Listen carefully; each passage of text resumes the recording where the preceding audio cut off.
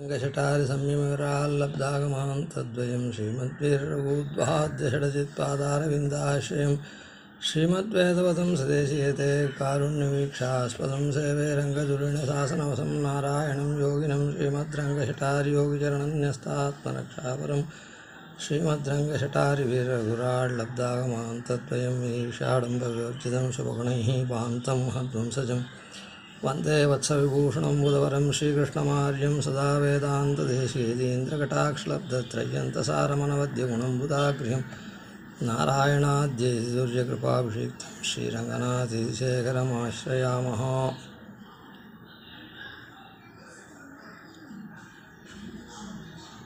உலகத்தில்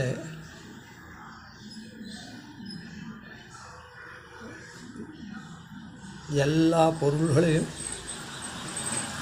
தேவ மனுஷ திரியக் ஸ்தாவரம் அப்படின்னு சொல்லக்கூடியதான ஜீவராசிகளையும் ஜீவராசிகள் அனுபவிக்கக்கூடியதான போக்கிய வஸ்துக்கள், அந்த போக்கிய வஸ்துக்களை அனுபவிக்கிறதுக்கு உண்டான போகோபகரணம், அதுக்கு உண்டான உபகரணங்கள், அதுக்கு அனுபவிக்கிறதுக்கு உண்டான போகஸ்தானம், இப்படி அனுபவிக்கக்கூடிய வஸ்துக்களையும் அனுபவிக்கக்கூடிய உண்டான உபகரணங்களையும் அதுக்கு உண்டான இடங்களையும் எல்லாத்தையும் எம்பெருமான் தன்னுடைய சங்கல்பத்தினால் படைக்கிறான்.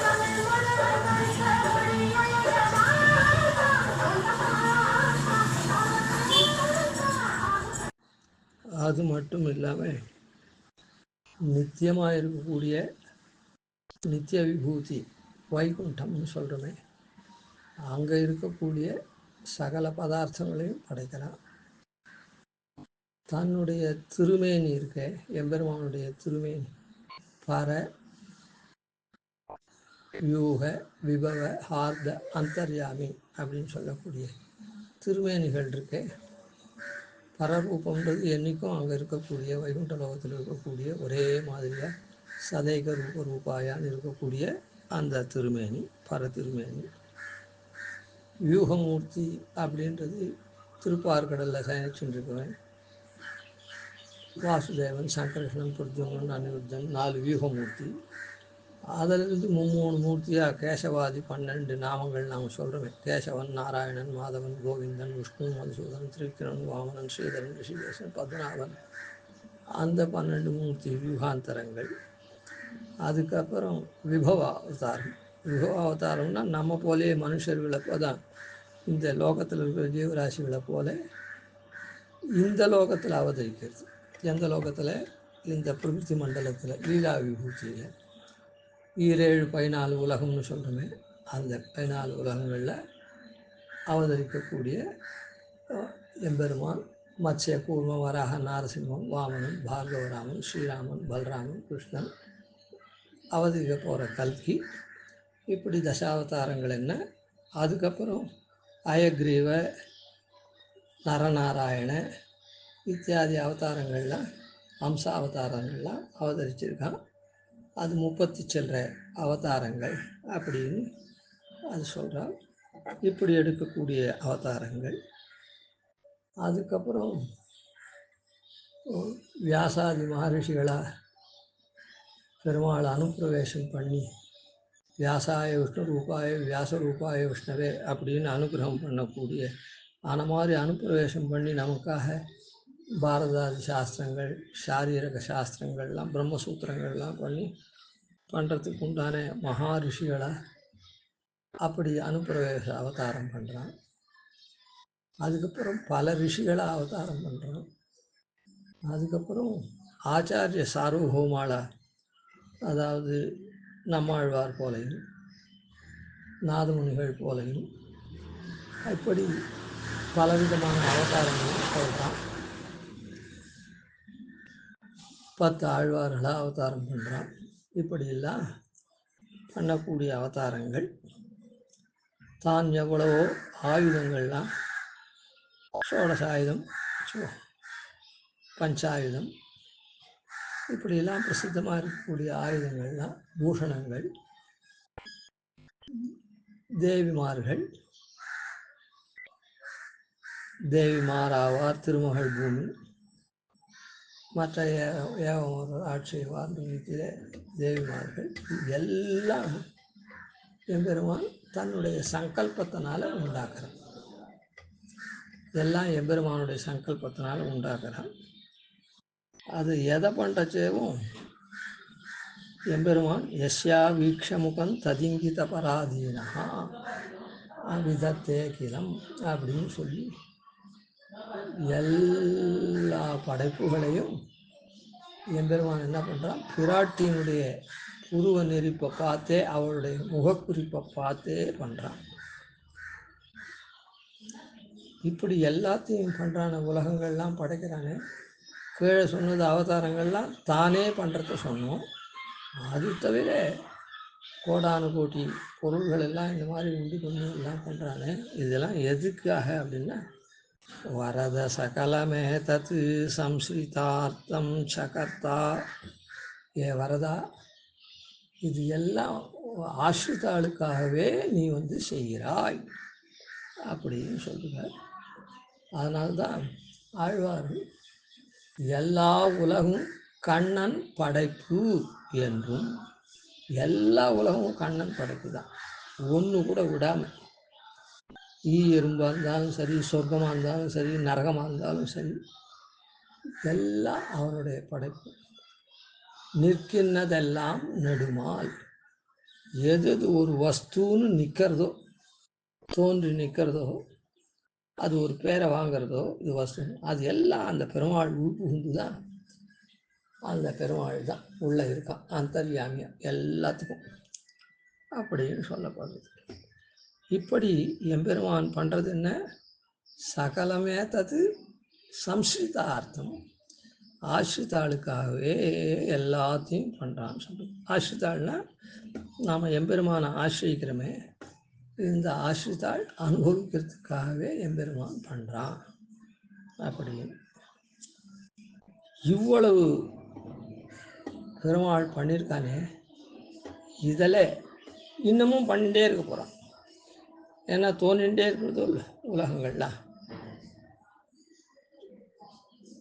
மாறி மாறி மாறி ஒரு பொருள் போய் மறுபடியும் ஒரு பொருள் உண்டாகிட்டே இருக்கும். நித்திய விபூதியில் வேணால் அப்படியே இருக்குது, நிச்சயமாக எல்லாம் நித்திய சூரிகள் பெருமாள் அப்படிலாம் இருக்கா. ஆனால் இங்கே எல்லாம் மாறிகிட்டே இருக்கும்ல. இதெல்லாம் இதுவரையில் அனாதி காலமாக என்னைக்கு இது ஆரம்பிச்சதுன்னே தெரியாது, இதுக்கு ஆரம்பமே தெரியாது, இது என்னைக்கு முடிய போகிறது அப்படின்னு தெரியாது. அனந்த காலம், அனாதி காலமாக நடந்துட்டு இருக்குது, அனந்த காலத்துக்கும் நடக்க போகிறது, நடந்துகிட்டே இருக்க போகிறது. இப்படிப்பட்ட இந்த எம்பெருமானுடைய படைப்பில் உயர்ந்ததானது அப்படின்னு சொன்ன, உயர்ந்ததான ஒரு படைப்பு எது அப்படின்னு சொன்ன, சுவாமி தேசிகன் தூப்புள்ள அவதரித்த மகானாக இருக்கிற நிகமாந்த தேசிகன், வேதாந்த தேசிகன் அப்படின்லாம் சொல்கிறோமே, அந்த தேசிக அவதாரம் இருக்கு, இதை காட்டிலும் எதுவுமே உயர்ந்ததில்லை எம்பெருமானுடைய சங்கல்பத்தினால தோன்றிய விஷயத்தில்.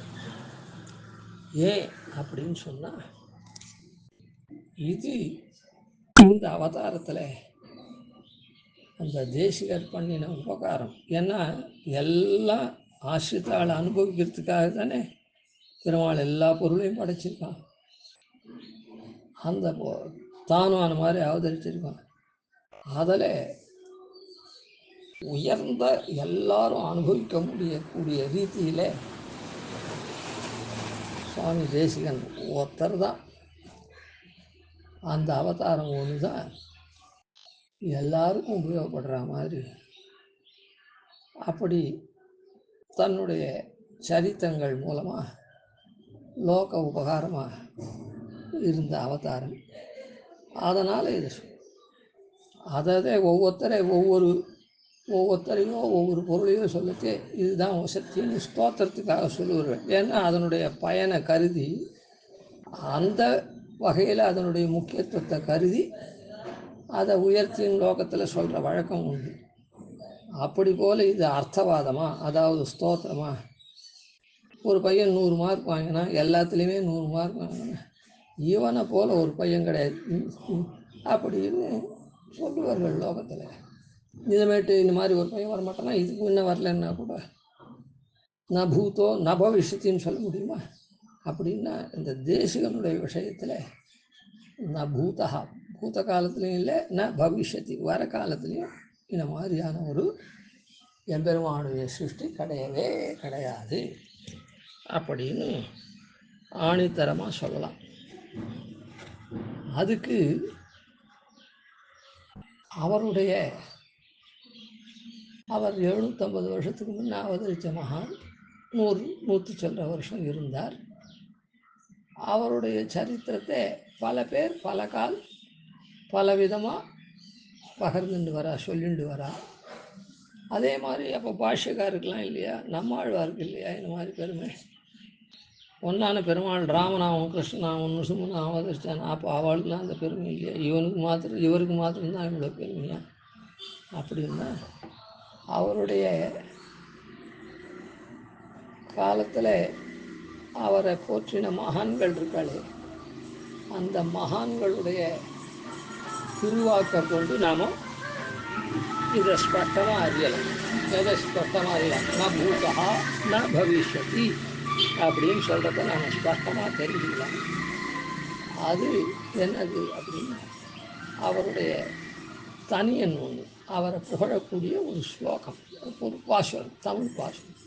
சீரொன்று தூப்புல் திருவேங்கடமுடையான் பாரொன்றச் சொன்ன பழமொழியுள் ஓரொன்று தானே அமையாதோ தாரணியில் வாழ்வார்க்கு வானேற போமளவும் வாழ்வு அப்படின்னு அந்த தனியன்.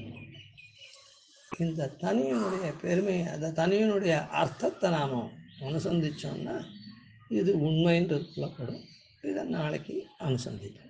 கவிதார்க்கிக சிம்ஹாய கல்யாண குணசாலினே ஸ்ரீமதே வெங்கடேஷாய வேதாந்த குரவே நமः. ஆதிவன்ஷடகோபாதீன் யதிவர்யான் பஜே நிஷம் ஸ்ரீரங்கபூர்வஷடதித்யதீசானபதாஸ்ரயம் ஸ்ரீவத்சவம்சஜலகம் வந்தே ஸ்ரீகிருஷ்ணதேசிகம்.